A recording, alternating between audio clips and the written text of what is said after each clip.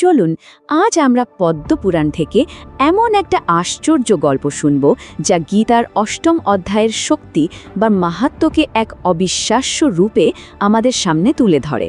এটা এমন এক গল্প যা আমাদের দেখায় যে মুক্তির পথ কতটা অপ্রত্যাশিতভাবেও খুলে যেতে পারে, এমনকি যখন মনে হয় সব আশা শেষ।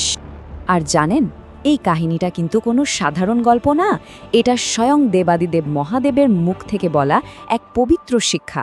তিনি তার প্রিয়তমা পার্বতীকে একটা গভীর সত্য বোঝানোর জন্য এই গল্পটা বলেছিলেন, এমন এক সত্য যা কিনা কর্মফলের সাধারণ নিয়মকেও ছাপিয়ে যেতে পারে। তো মহাদেব ঠিক এই কথাগুলো দিয়ে শুরু করেন।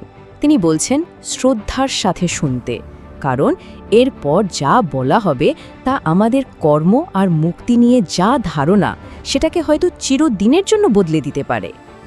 আচ্ছা, এবার আসা যাক মূল গল্পে।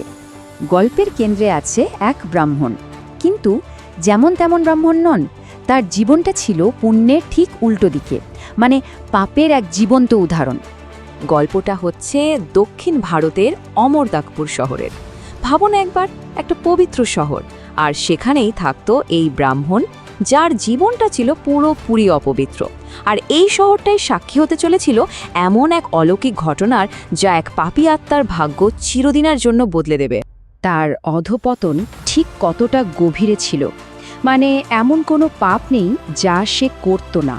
পাপীদের থেকে দান নিত, যারা যজ্ঞের যোগ্য নয় তাদের জন্য যজ্ঞ করত।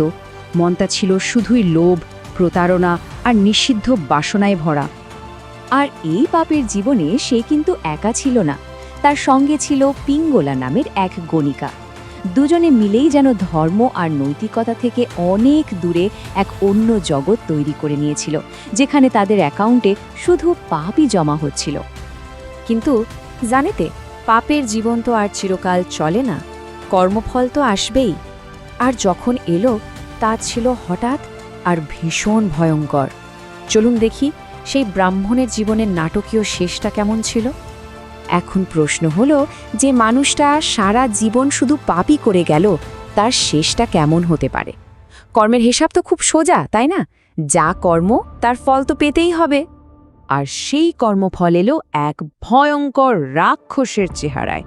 ভাবুন তো একবার, বিশাল বিশাল দাঁত, চোখ দুটো যেন আগুনের গোলা, একেবারে সাক্ষাৎ যমদূত এসে হাজির সেই পাপী ব্রাহ্মণের আত্মাকে নিয়ে যেতে। পালানোর আর কোনো রাস্তায় খোলা ছিল না। ওই রাক্ষসকে দেখে ব্রাহ্মণ তো ভয়ে একেবারে জমে গেল, আর সেই প্রচণ্ড আতঙ্কে তার মুখ দিয়ে চিৎকার করে বেরিয়ে এলো গীতার অষ্টম অধ্যায়ের প্রথম কয়েকটা শব্দ। মনে রাখতে হবে, এটা কিন্তু ভক্তি থেকে আসেনি, এসেছিল পিওর আনঅ্যাডাল্টারেটেড ভয় থেকে জন্ম নেওয়া এক আর্তনাদ। কিন্তু এখানেই হলো আসল ম্যাজিক। ওই ভয়ের চিৎকারটাই সব কিছু বদলে দিল। কর্মফলের সব নিয়ম যেন এক মুহূর্তে উল্টে গেল, আর আমরা দেখতে পেলাম ভগবানের করুণা কতটা অচিন্তনীয় হতে পারে। যেই না তার মুখ থেকে গীতার শব্দ বেরোলো, অমনি আকাশ থেকে নেমে এলো একটা স্বর্গীয় রথ। সিনারিওটা একবার ভাবুন, একদিকে কর্মফলের প্রতীক ওই ভয়ঙ্কর রাক্ষস, আর অন্যদিকে ঈশ্বরের করুণার প্রতীক হয়ে বৈকুণ্ঠ থেকে আসা দিব্য রথ। রথ থেকে নামলেন ভগবান বিষ্ণুর দূত, মানে বিষ্ণুদূতেরা।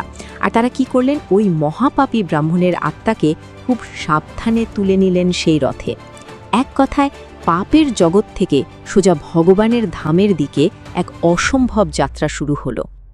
এবার শুরু হলো আসল তর্ক। একদিকে রাক্ষস, অন্যদিকে বিষ্ণুদূত।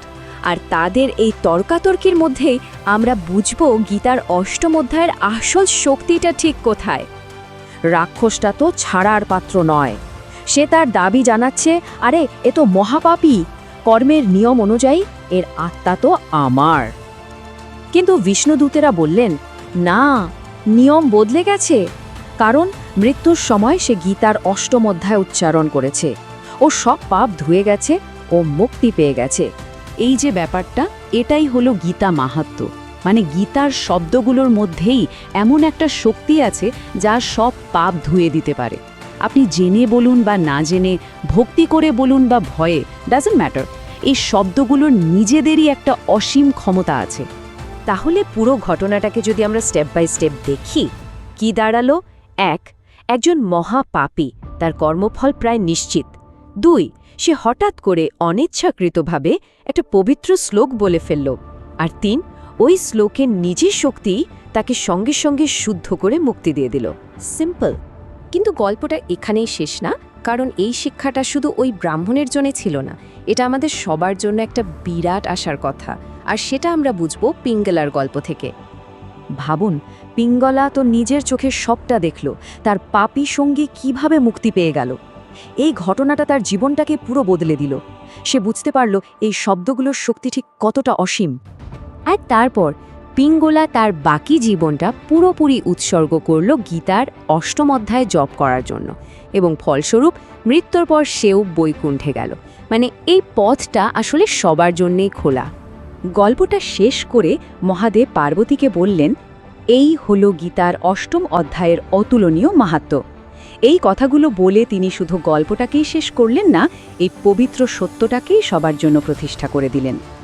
তো পুরো গল্পটা শোনার পর একটা বিরাট প্রশ্ন কিন্তু আমাদের মনে থেকেই যায়, তাই না?